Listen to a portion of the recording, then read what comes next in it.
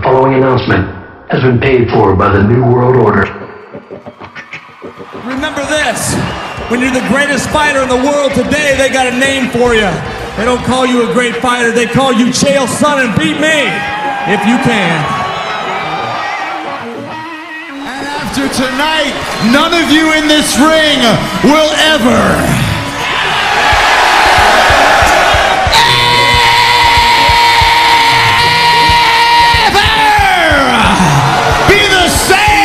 again!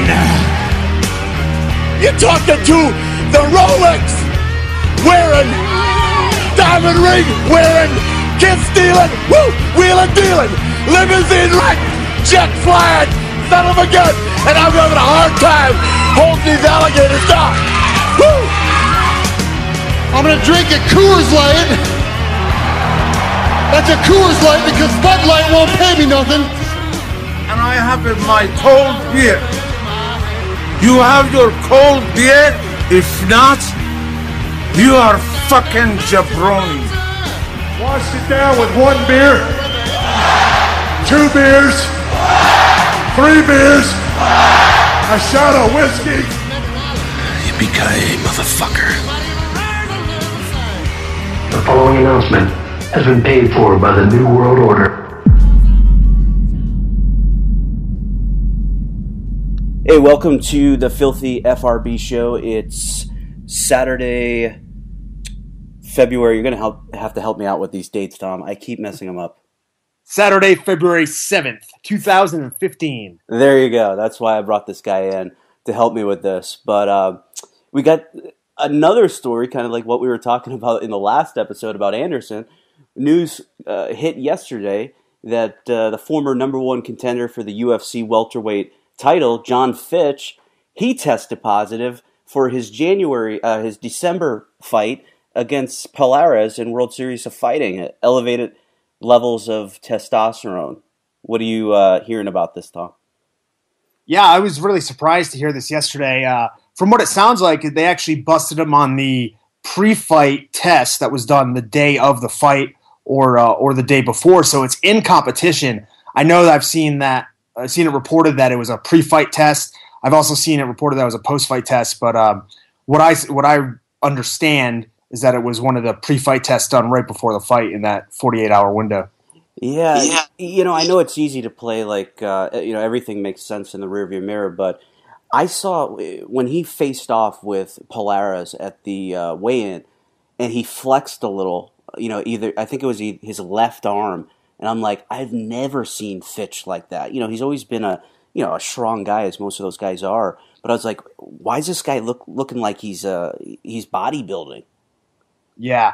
Well, I thought it could have been just a diet change because Fitch was a pretty big proponent of vegan or vegetarian diet there for a little while. So, maybe he just went back to eating meat and possibly had some contaminated horse meat or something along the way. Yeah, I heard that they also vegan also means gay. Can you confirm that, or because I don't think he's gay. I think he's married, but I heard they meant the same thing. Yeah, I was under the impression that vegan and CrossFitters were the same because that's the first thing they tell you about.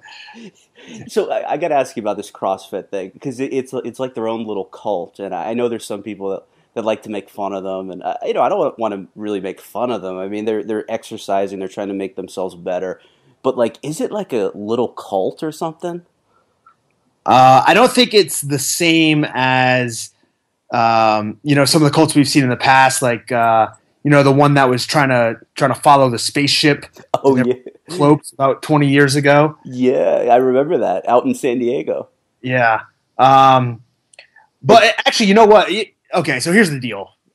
People talk about CrossFit, they like to talk a lot of shit. Here's the thing. It's getting more people exercising. Some gyms are good, just like MMA gyms. Some MMA gyms are good and some suck. Same thing with CrossFit. So it's a mixed bag. But as a whole, I think it's doing a lot more benefit than it is harm. And the chicks that do it are hot. Well, that's a good reason to get involved with it. So any of the listeners there that are looking for a woman in their life, maybe they should join their local CrossFit gym. Yeah. Or that great website that Super Callow told me about, farmersonly.com, where you can be matched up with fellow farmers. And I don't even know how they verify if you're a farmer or not. You actually can't. Now, we haven't spoke about this, Brian, but I have an account on Farmers Only. I have No for shit. a year. No shit. You didn't tell me about this. I promise. I'll send you a screen cap, or I can even put it up on the website on FRBshow.com. Oh yeah, I forgot to plug that thing.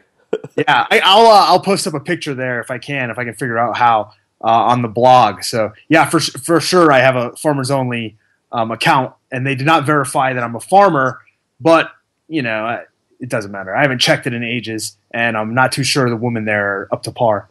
Now, was that on the advice of Super Callow or something that you found out yourself? It was on the advice of my young nephew, who told me about it. He must have seen an ad on television, so he was actually making fun of me for being on dating sites. And this is coming from a kid that's not even in, he's like in elementary school. So, man, that's funny. But I mean, the interesting thing about the Jon Fitchs test failure was they caught. I assume that they caught that the TDE ratio was really off. Maybe it was like 12-1, 15-1. And then they sent it back for a CIR test, a carbon isotope ratio test, which detects synthetic testosterone. From what I've heard, about 2 weeks out, it will be able to tell you if they took testosterone orally or injected it. Yeah, this is definitely, it's something that's a serious deal. It seems like the California Commission handled this a lot differently than the Nevada Commission, and maybe I'm just looking at it from a different point of view. But it seems like the California Commission went through all the correct avenues. They found out that Fitch failed the test. They sent it away to get the carbon isotope test done without making a big deal out of it. And it comes back that Fitch was indeed using illegal performance-enhancing drugs. And more kudos to the California State Commission. Andy Foster, I know, was coming from Georgia, I believe, when he took over this California State Athletic Commission. And it seems like he's done a great job over there. Yeah, it's interesting you say there was a difference between the way Nevada has been handling things and the state of California. And I think it comes down to Andy Foster knows what the hell he's doing. There was also a story, it didn't really get out, but it was last July, and from what I'm told, he called up the UFC and said, this was before that card at Staples Center, the pay-per-view, that got canceled. I think it was Aldo versus Mendez. Mm-hmm. And it was about, I'm a little off on the timeline, it might be 6 weeks out. He said, he called them on a Thursday and said, you got a week to get everyone licensed, because I'm starting out of competition random testing. So he knew to test these guys, he needed to have them licensed, so he had the legal right to suspend them if anything came back, if anybody got flagged. So the conspiracy is that a few of the guys got wind of this and they weren't ready to be tested. So they said, no, I'm not going to, put in for a license. And that's the real reason why that card got canceled. Yeah, I hadn't heard any of that, but once again, I'm kind of on the outside looking in compared to you. I'm sitting like in the cheap seats, not in the front row, so I don't know too much about that. So I defer to you on that subject. Yeah, but what makes it interesting to me is it seems like Foster has a real interest in cleaning up his state. Implementing random testing, not just for the main event guys. I mean, that goes without saying. But also, guys, the curtain jerkers, so to speak, he wants to test them too. Yeah, and from what I understand, Foster has been involved in the sport for quite a long time. He was on the scene early. And I think as the sport progresses and there's less boxing shows being run, there's more mixed martial arts shows being run, you'll see more of a kind of like a shift to management in the athletic commissions to people who understand mixed martial arts a little bit better. And anytime you get athletes going or former athletes or people who have been involved in the scene, who aren't coming from like a promoter standpoint or a money standpoint, and they are put in a position of power, I think they're going to do a great job of making sure that there's a level playing field. And we're already seeing that with people getting busted left and right. So I'm all for it. Yeah, and I think, it just gets back to it would be so easy for the UFC to clean this up. All they would have to do is invest. I mean, I've seen estimates that it would cost them less than $2 million. So for those 10 Ferraris that Dana has, he could give up a few of them, and they could have this drug testing, and then everybody could just shut up about it. I'm one of those guys, I really don't care that much. I kind of just like the spectacle of guys getting in the cage and trying to figure out who's better.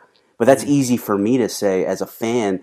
It's not my livelihood. Whereas, if I'm in your position, Tom, and I know I'm clean, and then I start seeing somebody who's just, taking a bunch of shit and is advancing in his career and taking money out of my pocket, I'm going to be really fucking pissed off. Yeah.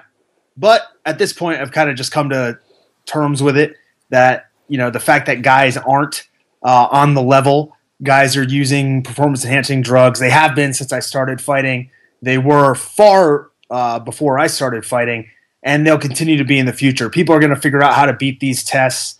As a fighter, it sucks if you're clean, but you kind of know the deal going in. I'm not sure how much PEDs would help me perform at all, but I'll tell you, I would be fucking juiced up for those entrances. You don't need any help on those entrances. You got that. I mean, you're legendary. I mean, I bring up your name, and they're like, "Oh yeah, I love that guy's entrances." Yeah. Does he still fight? That's their next question.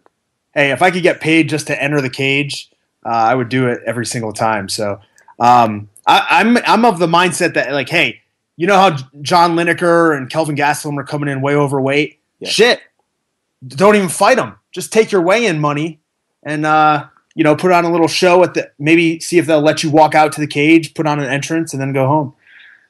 Yeah, I was surprised. Tyron Woodley decided to take that fight because, I mean, it was just so obvious come fight night that Gastelum was just so, he was huge. I mean, I think he was maybe 205 or more. And I was just like, man, UFC must have really said, hey, we're going to take care of you, and then we're going to take care of you on that because we can't have a co-main event killed. Yeah. Now, like, as far as Woodley's mindset, and, I was kind of joking a little bit before saying I would just rather, get the weigh-in money. When you put in months and months of a training camp, and then you find out the guy's overweight, and they give you the option of, well, you can go home and wait, and we'll call you, or get in there and fight, and we'll probably help you out on the back end. You're usually going to take that option. Yeah, and I guess then there's also the element of, if you bow out and say, no, I don't want to fight this guy because he'll be too heavy, you don't look good to the fans, right? And this is the tough guy business. Yeah, exactly. It would hurt your public persona, which, as we can attest to with John Jones, nobody wants to do that. So, and it'll piss off Joe Silva, who is an ornery little fuck, I've heard. Whoa. I wouldn't say that, but I would definitely see how it would piss him off big time. Because it would certainly mess with his job, probably more than anybody else's, really. Yeah, and I say that, in a joking manner. Joe Silva's been, he's a nice guy anytime that I've talked to him. Not that I see him all that often. But, so in California with Fitch, it looks like he's going to get a 9-month suspension, and they cap the fine at $2,500, which is interesting to me because if you look at what Nevada does, 30%. I mean that's like that's a gangster move. I mean, they're just stealing money from guys, 30%, and these guys cap it at $2,500. I know you wouldn't be in that position, but you think that's a good thing or a bad thing? It depends who you are. If you're Jon Fitch, it's a good thing. Another thing that California does, they don't release exactly what the results were. So we'll never know, exactly what the results of that test were, it appears. But yeah, the $2,500 fine, capping it at that, seems a bit, it doesn't deter guys like I would think a bigger fine would. You hear 30% of your purse, and I mean, it's public record. You can look it up. I mean, for me, for my next fight, that would be about $12,000. And I sure as hell don't want to give up that kind of money for failing a drug test. So, I think that they should keep the higher fine as opposed to this $2,500 crap. Yeah, I don't know what would have to happen for that to be changed. I don't know if that's a state of California statute or something. Like, it's buried in the fifth article, eighth subsection of some kind of complicated bill. I don't know why it's so low, because it would seem like, like you said, I mean, that's not much. There's not much there. And, 9 months, I mean, shit, a lot of guys go 9 months, just to kind of take a breather. Yeah. Yeah, a lot of guys, aren't going to fight in that 9-month time span anyways. $2,500, that's like another training expense. I don't know. The situation's just kind of, it's on the back burner a little bit based on, the big test failures earlier this week. So it's not going to get as much play in the media as the Anderson Silva case would. And for good reason. Jon Fitchs is kind of not on the outs, but he's on a downslide compared to where he used to be in the standings. But this comes as a big surprise if anybody that's followed his career. And, I don't know how much of a shadow it casts on his past performances, but things don't look good for the future of him. Yeah, it's especially surprising because he came out in 2013 and was so against the guys using testosterone replacement therapy legally. And he was just going after those guys, and he said stuff like the only reason why they have to take it is because they were using anabolic substances, in their early 20s, so they totally killed their system, and that's why their testosterone is so low. And they're being allowed legally to use this substance because they cheated in their youth. Yeah. Another thing that we haven't talked about, Brian, is I wonder what effect, if any, because I'm not sure that it legally can, what effect, if any, it'll have pertaining to the lawsuit that Fitch has filed against the UFC.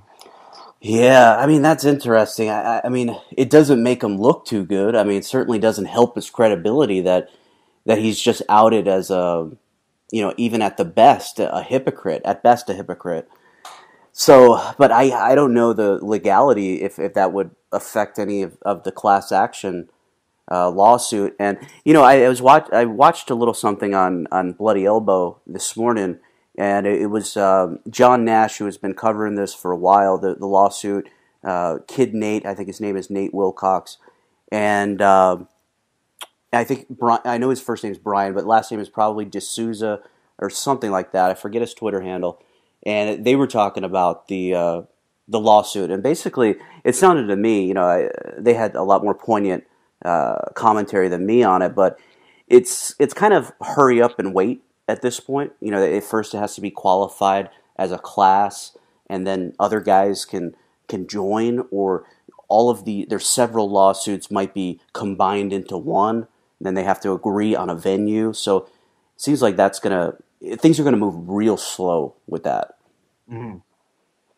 Yeah, and then there's been the new, Mac Danzig has been named in a different lawsuit. So yeah, I mean, I don't know. It doesn't look good for Fitch on any level, basically. Yeah, and Fitch is, I think he's having some money problems, and that's not me like letting anything out of the bag. Like he's publicly said, he in the 2008, 2009, he bought a couple houses trying to speculate on the other one while living in the other one, and he got burned, and having some money problems. Then he got fired from the UFC.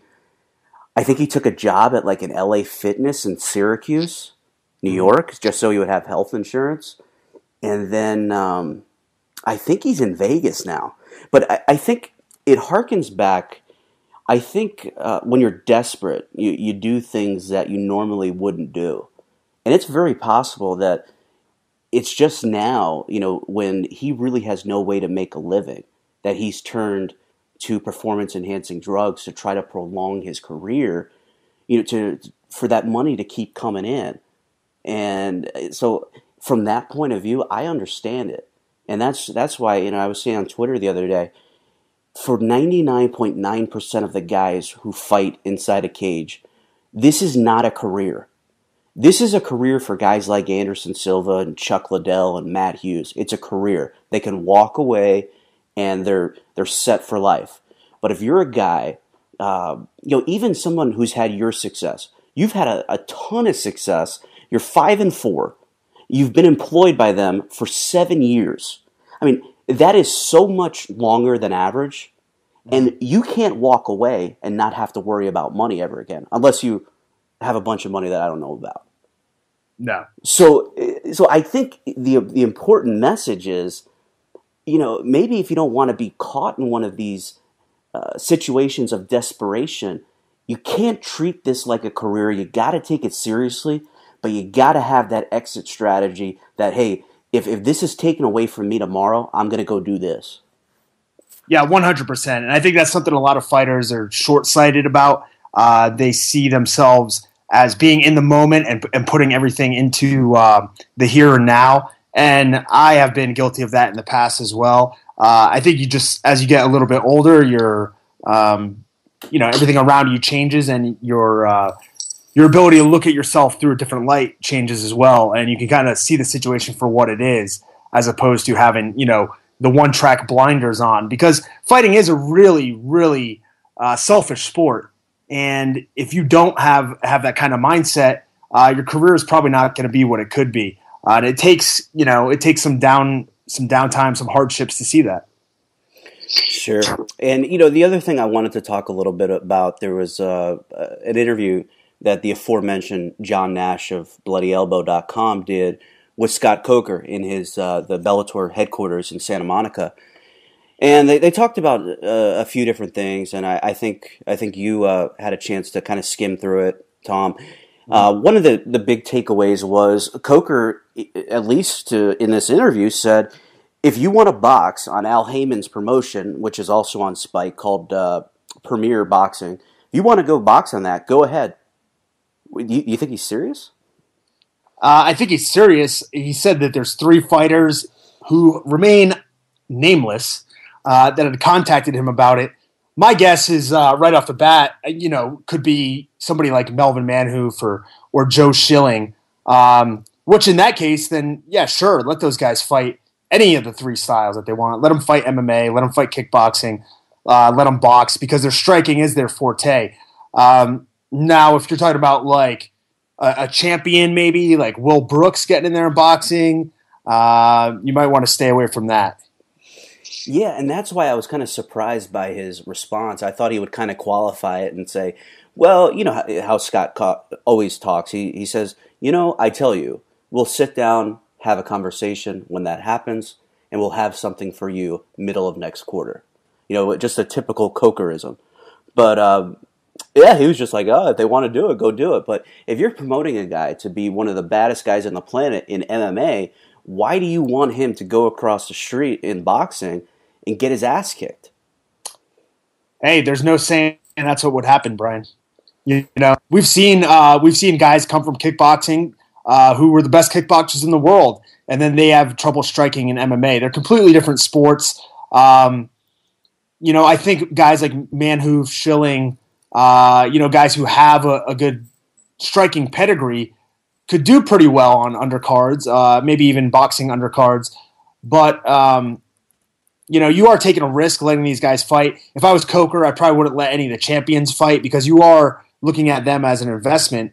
But you have some of these other guys on the undercard who possibly aren't getting fights as often and are kind of on the back burner as far as promotion goes. Sure, let them get in there and fight in glory and in boxing. I think the fans at this point, if you're an MMA fan and you're watching Bellator, you're smart enough to understand the differences between the sports. And it seems like the entire business kind of as a whole is moving maybe more towards like an entertainment aspect of things than it is, the pure sport. And you can see that across the lines. There was a shift for a while with Bellator promoting the tournaments and the UFC, really priding itself on having the best fighters and the top contenders and hashing it out through number one contender fights. But you could see with this past Anderson Silva and Nick Diaz fight, that was a big time fight because of the personalities involved. And I think Scott Coker so far with Bellator has done a good job of focusing on what some of the fighters have to offer as far as personality goes. And I think that'll continue. So I don't think there's going to be a huge problem if guys jump back and forth as long as it's not the champions. Sure. And that's a good segue into, also in that interview, he mentioned Kimbo Slice, who signed like a few weeks back with Bellator, and he mentioned that his opponent is currently not on the Bellator roster, which leads me to ask, could it be a rematch of your friend Seth Petruzzelli versus Kimbo Slice? Because he's technically not on the roster. He's retired. Yeah, from what I understand, and I could ask Seth more in depth, although he is a little low on the brain cell count, so maybe you know the answer. But Seth has said flat out that he will come back out of retirement to fight Kimbo. I believe he still has fights on that Bellator contract. From what I understand, maybe they let him go, maybe they didn't. I don't really know the answer to that. If not, there's some other possibilities. We have Alberto El Patron out there, who has been courted by a number of mixed martial arts organizations as well as pro wrestling, a.k.a. Alberto Del Rio, a.k.a. Dos Caras Jr. So maybe they're going to go for a big money fight with him. They've also, not been shy about the fact that they're going to try to get Brock Lesnar, although I don't know how that'll work out in the long run. But imagine, a Brock Lesnar versus Kimbo fight. Or, you could pull Jose Canseco into Bellator. You could pull Herschel Walker into Bellator. But he lost his finger, Tom. Canseco. You didn't hear about that? Yeah, you know what? Actually, I did hear about that, but I think there was a little bit of foul play involved there on the part of Jose Canseco. So are you saying that it was a work? That he didn't lose his finger? Or? I believe so. Let me double check on this. Let's move on, and then I'll come back. I'll come back to that. Oh yeah, Jose Canseco right on TMZ. My finger didn't fall off. It was a prank. Oh, see, I fell for it. But you know, I was gonna, because we were talking about Glory a little bit. The latest rumor is that Glory put an offer on the table to Alberto El Patron or Alberto Del Rio, however you want to say it, which to me was really interesting because I was like, well, if anything, MMA would be his thing because he's got that Greco-Roman wrestling background, and his striking looked absolutely horrid against Crow Cop. I was like, why does he want to entertain an all-striking, organization? Yeah, maybe he feels he has something to prove. Coming from like pro wrestling rules too, for those of you out there who aren't familiar, you cannot use a closed fist per the rules of professional wrestling. So he'd really be at a disadvantage considering that's the style he's been training in for the past, 10 years since he got his head kicked off by Crow Cop. And I also heard he had been training with The Undertaker, and The Undertaker is considered the best pure striker in the history of sports entertainment, according to Michael Cole. And who am I? Who am I to argue? Pound and pound. Yeah, and who am I to question Michael Cole? Yeah. He's seen a lot more fights than I have. The guy worked for CNN. He was in a war zone, I heard. Yeah, he was. Was he like Sarajevo or something? I thought it was the Raw is War zone. Oh. It was that one. All right. Yeah. And then, let me go through a couple of the fights from last night on Glory. I didn't actually see it, but I know you watched it. So just like the televised fight, so like it kicked off Raymond Daniels, Jonathan Oliveira. Daniels won second round TKO. Any thoughts on that? Yeah, like Raymond Daniels is the most exciting guy on the planet to watch. He is throwing like every spinning attack on the planet that anyone has ever seen, known to man.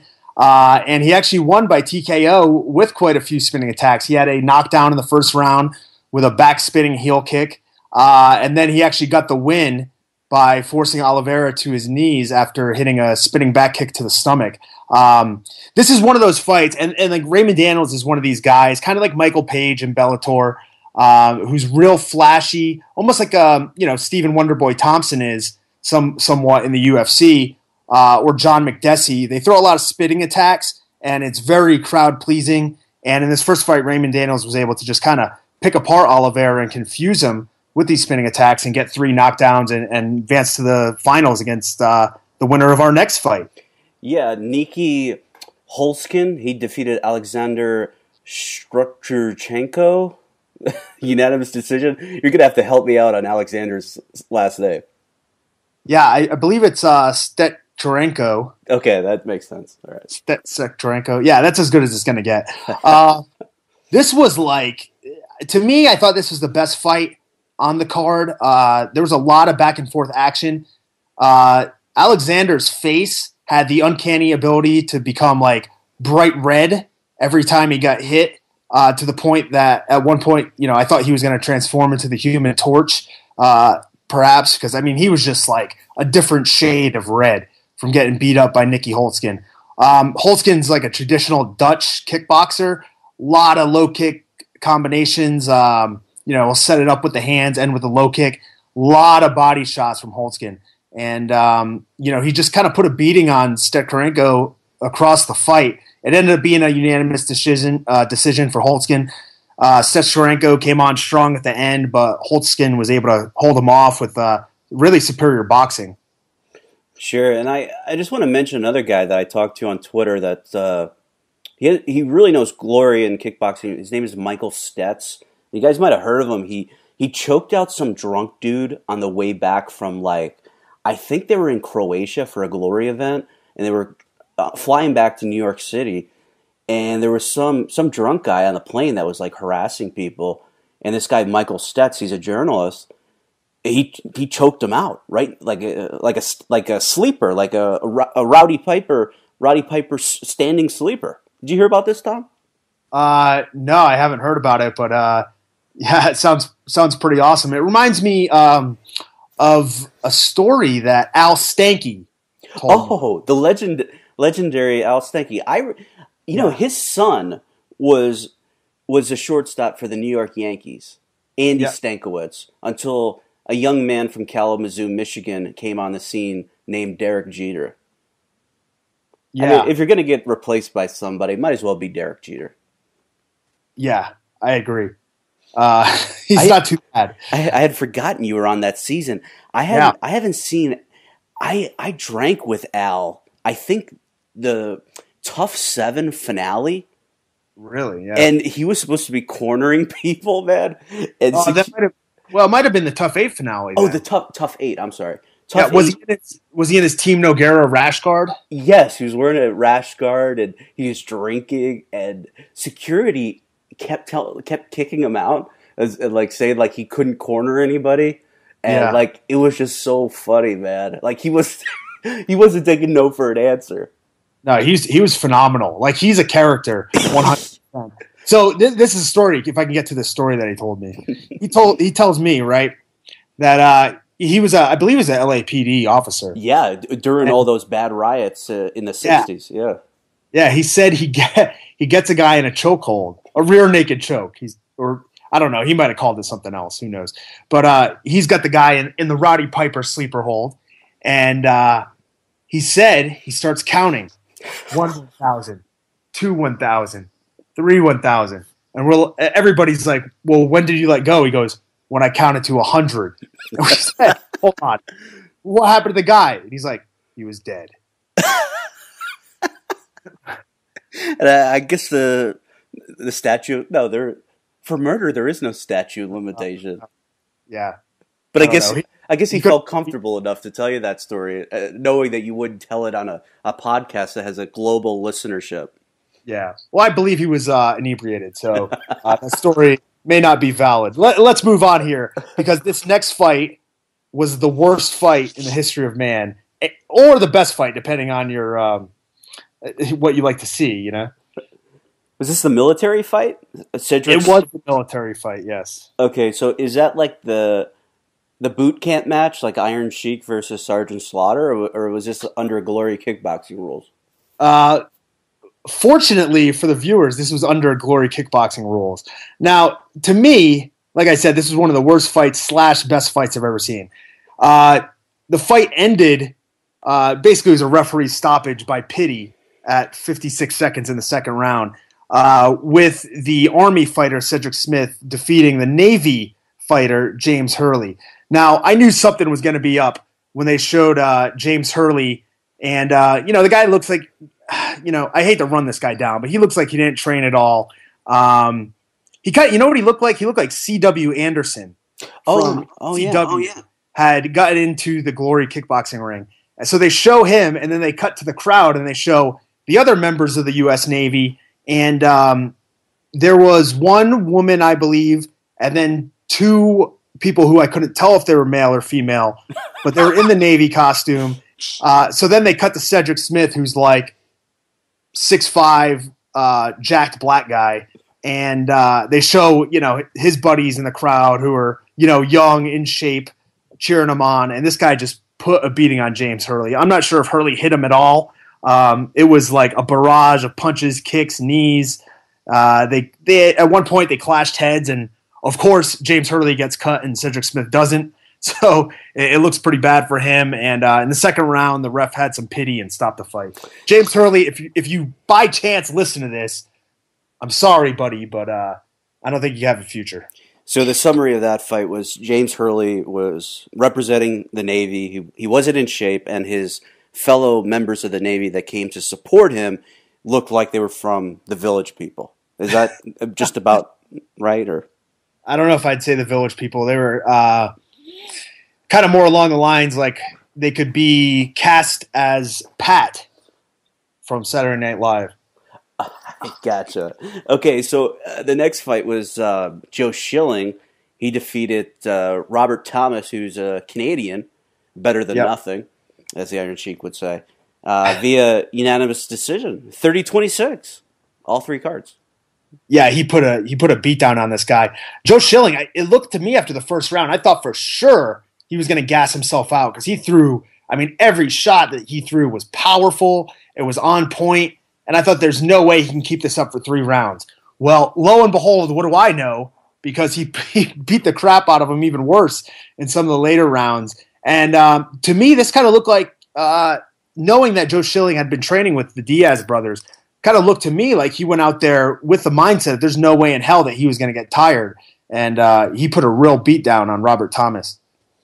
So where do you see Schilling going from here? Because, he's got to be... As far as Americans, he's got to be the most well-known kickboxer in Glory right now, I would think. Yeah, my guess is he gets a return match with Artem Levin, who was also in Nick Diaz's camp. So I'm sure Schilling and Levin worked with each other there. And I think that they'll have another rematch. They're both 1-1 against each other. I believe Schilling beat him in the finals of a tournament. I think they'll have another rematch because for sure, to me, Glory's biggest star in the U.S. is Joe Schilling. Sure. And the next match was the welterweight tournament final with Holtzkin defeating Raymond Daniels via third round TKO. What you think of that fight, Tom? Yeah, Holtzkin, it was kind of almost like a repeat of the first fight that Holtzkin had in the tournament.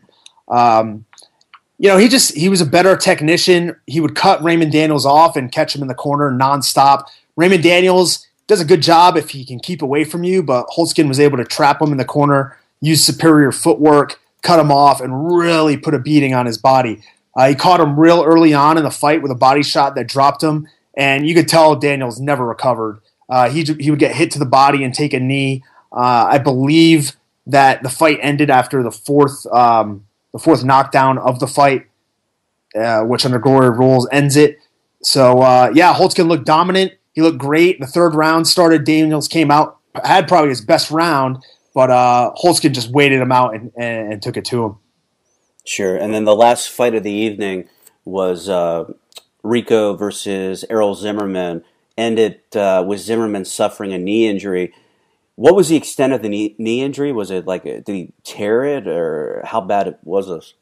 Yeah, to me, it looked like Zimmerman probably tore his ACL. At first, I thought maybe like his kneecap was displaced, but after further review, it looked like maybe he just doesn't do a lot of squats for strength and conditioning. Sure.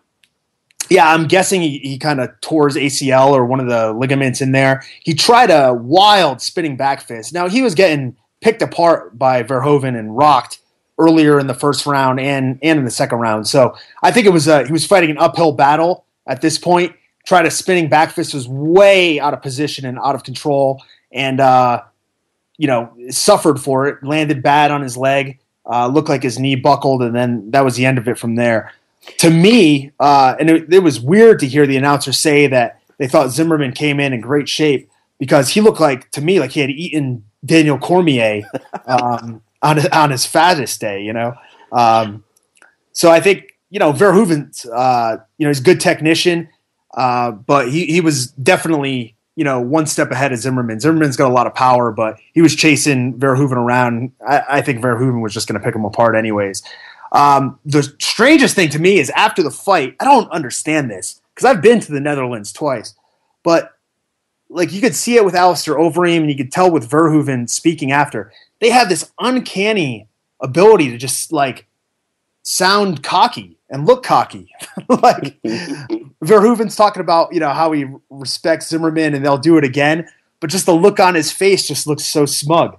I don't know if it's a cultural thing or what, but it really reminds me of the way that you see Alistair Overeem talk in interviews. That's interesting. You would know it because in terms of being able to be marketable as a fighter, whether it be kickboxing or MMA, a good nickname will go a long way for you. And you picked a great nickname with Filthy Tom Lawlor. Now, with Rico Verhoeven, I am proposing that he adopt the nickname Uncle Rico Verhoeven. What do you think? You'll have to explain this one to me. You didn't see the... what the hell was the name of that movie? The guy who's talking about Napoleon Dynamite. The guy with nunchuck skills. And... You know what, Brian? I actually have not seen Napoleon Dynamite. Oh, man, you got to see it. Uncle Rico is Napoleon's uncle.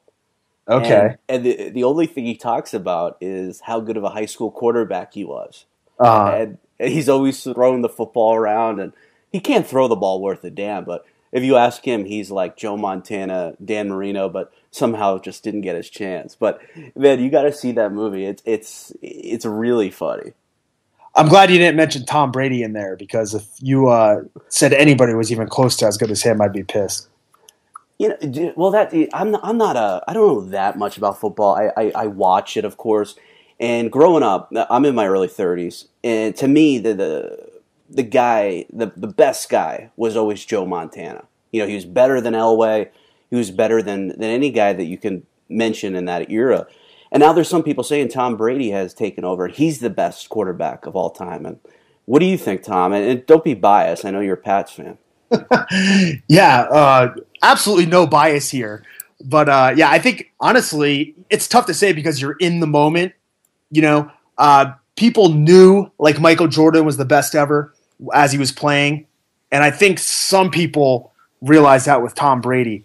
To me, the biggest statistic is the difference in time between his first Super Bowl and this one. I mean, there's been 1 year, I believe, where the Patriots didn't make the playoffs in between there. And to have that kind of track record over a 14-year span is quite ridiculous, And like Brady took the job from a good quarterback himself, Drew Bledsoe. Sure. So just if you look at his longevity over the years, and the guy's been to 6 Super Bowls, he's 4-2. He's just phenomenal. You can't, and honestly, the guy's banging Giselle. I mean, how much better does it get? He's not even the breadwinner in the family. Yeah, that's right. Yeah, and she's gonna be making more money than him for the rest of their lives, really, because she's got all these executive producer credits on the model reality show that they just license out to every country under the sun. Mm-hmm. And so she's got this money coming in forever. But there's a funny picture that goes around because before the NFL Combine, they take a picture of you basically in your underwear. because they want to see your body composition and all this. Mm-hmm. And there's a picture of Brady from the year that he was eligible for the NFL draft, and he just looks like the most average looking guy. You know, like some guy in the underground would see a picture of him, and if he didn't know if he was Tom Brady, he'd like make fun of him and say how small his arms were and how small his chest is, and then at the bottom of the picture it says 4-time Super Bowl champion. Yeah, and look at his wife. Yeah, look at his wife. And let's take this into account. Remember, Montana had Jerry Rice all those years. Okay, Right, yeah. Granted, the Patriots have had good receivers. Tom Brady's had people to throw to, but it's like a revolving door. And you see guys leave that team and not have the same success that they did when they were on that team. You know, he's a great field general. He's phenomenal. And I don't think there's anyone better. Now, you bring up an interesting point, because who's the best player that he's ever played with? And I assume that's Randy Moss, who's going to go to the Hall of Fame. But during Moss's tenure in New England, they didn't win a Super Bowl. So, like, who is the best player that he played with on offense during their Super Bowl years? I mean, who is it? Like David Givens, Deion Branch, or who am I forgetting? Well, I mean, right now, you know, Gronkowski's gonna. Oh yeah. He's definitely knocking on that door as one of the top guys. I mean, that guy's just phenomenal. So, you know, it might be him throughout all those years, but I'd have to go back and look at who was on those teams in 2001. You know, Wes Welker was great when he was there. He didn't have the same success this year with a different team. So, well, he's got to stay away from the Molly, right? I mean, that's the first problem. Yeah. And then they can just like plug guys in, like Julian Edelman. Great season. Where the hell they find him? I don't know, but they do a great job of finding all these little white receivers that they can throw to. So I don't know how they do it, but they keep on doing it, and more power to them. Yeah. All right, Tom. So we covered a bunch of things, and the next show, it'll come out Monday. We have she's in UFC Magazine that just came out a couple days ago. Her name is Alira Coors, and she's Australian. She's like Maxim 100, FHM, Hot 50, or whatever that is. She's a really hot chick, and can you imagine she wasted 45 minutes of her life talking to Tom and I? I can't believe it. Yeah, I was totally shocked, and I think she was actually happy she talked to us. That's why I was so taken back by it. I was like, it actually sounds like she wants to talk to us. Yeah, it was really bizarre. On a personal note, I've never listened to a girl for more than 5 minutes at a time, so it was something totally new for me, and hopefully everybody enjoys it. For sure. All right, Tom. I'll talk to you soon, man. All right, take care. Okay.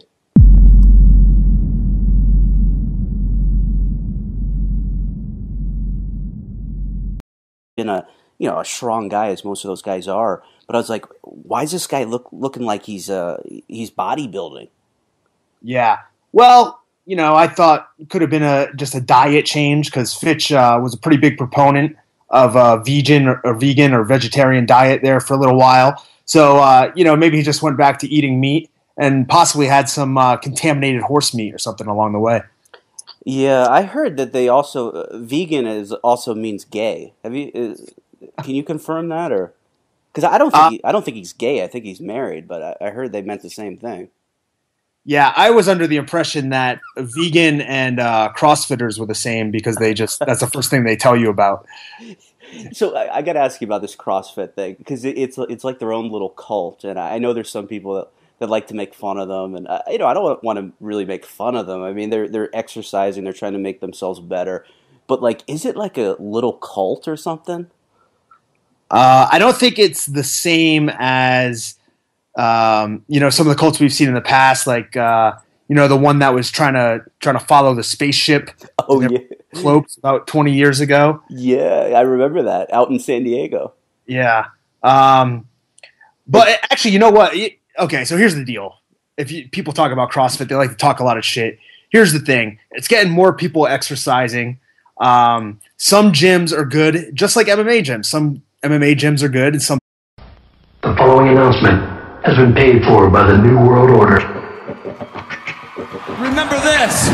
When you're the greatest fighter in the world today, they got a name for you. They don't call you a great fighter, they call you Chael Son and beat me, if you can. And after tonight, none of you in this ring will ever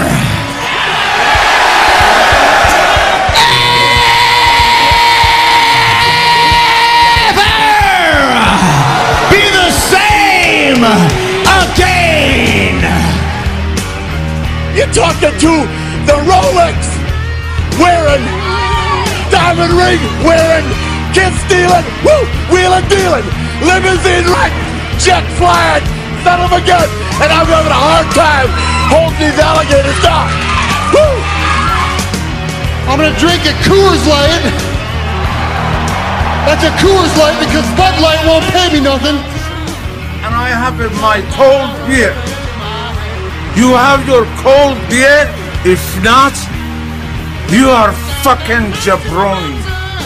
Washed it down with 1 beer, 2 beers, 3 beers, a shot of whiskey. Yippee-ki-yay, motherfucker.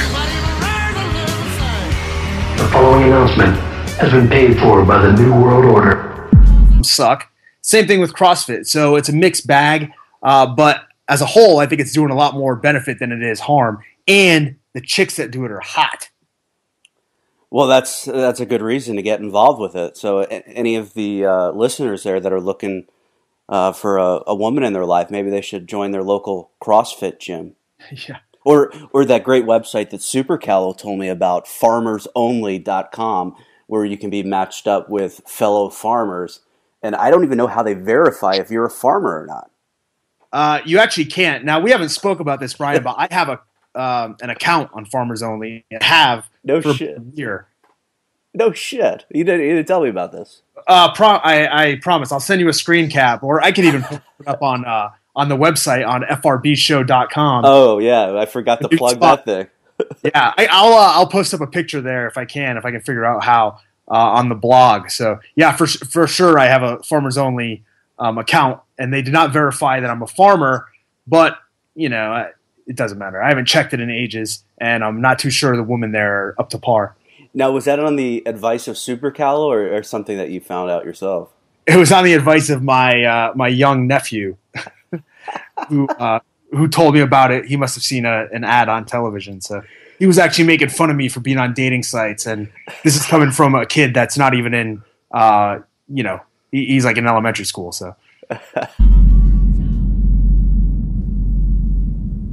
Hey, welcome to the Filthy FRB Show. It's Saturday, February. You're going to have to help me out with these dates, Tom. I keep messing them up. Saturday, February 7th, 2015. There you go. That's why I brought this guy in to help me with this. But we got another story, kind of like what we were talking about in the last episode about Anderson. News hit yesterday that the former #1 contender for the UFC welterweight title, Jon Fitchs, he tested positive for his December fight against Polaris in World Series of Fighting at elevated levels of testosterone. What are you hearing about this, Tom? Yeah, I was really surprised to hear this yesterday. From what it sounds like, they actually busted him on the pre-fight test that was done the day of the fight or the day before. So it's in competition. I know that I've seen it reported that it was a pre-fight test. I've also seen it reported that it was a post-fight test. But what I understand is that it was one of the pre-fight tests done right before the fight in that 48-hour window. Yeah, you know, I know it's easy to play like, everything makes sense in the rearview mirror, but I saw when he faced off with Polaris at the weigh-in, and he flexed a little, I think it was his left arm, and I'm like, I've never seen Fitch like that. He's always been...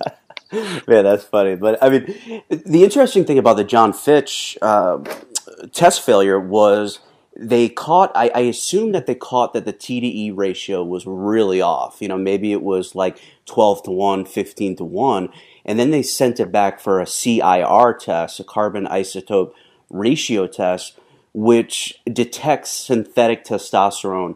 From what I've heard, about 2 weeks out, it will be able to tell you if they took testosterone orally or injected it. Yeah, this is definitely, it's something that's a serious deal. It seems like the California Commission handled this a lot differently than the Nevada Commission, and maybe I'm just looking at it from a different point of view. But it seems like the California Commission went through all the correct avenues. They found out that Fitch failed the test. They sent it away to get the carbon isotope test done without making a big deal out of it. And it comes back that Fitch was indeed using illegal performance-enhancing drugs. And more kudos to the California State Commission. Andy Foster, I know, was coming from Georgia, I believe, when he took over this California State Athletic Commission. And it seems like he's done a great job over there. Yeah, it's interesting you say there was a difference between the way Nevada has been handling things